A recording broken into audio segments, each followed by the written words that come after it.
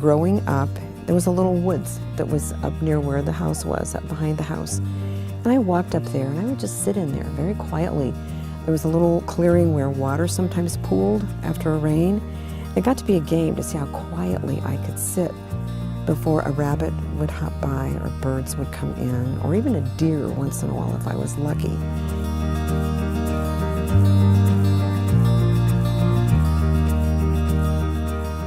When I left home, eventually moved on to the Chicago area. When I would go home on weekends, it would be like taking a deep breath. On one of those visits, when I came home, that little woods was gone. And I was old enough by then to realize what a loss that was.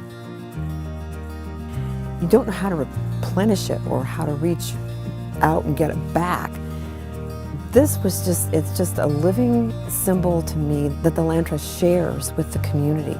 And for me, it completes a circle. So it means a lot to me to sit here because I have my little woods back. I love sitting here. As soon as I pulled in the driveway today, I could see all the yellow flowers blooming here. It was like completing a circle. You know, there are just things in life that you start out with. For me, the next step, particularly right after the dedication of the prairie, was what do I do next? And I was thinking about my little piece of prairie, my little woods. Who takes care of that?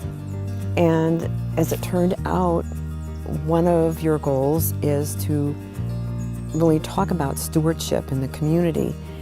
You've saved many, many open spaces now in this part of the country, but they have to be cared for. There has to be a steward who looks after them and cares for them.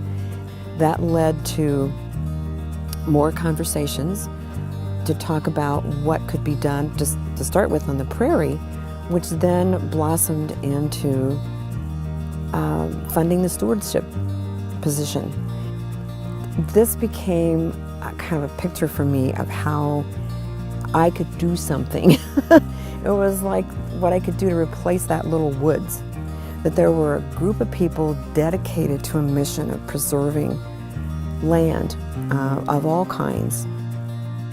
It's important to me that the Sycamore Land Trust is here 100 years from now, 200 years from now, that generations of people will commit themselves to protecting the environment.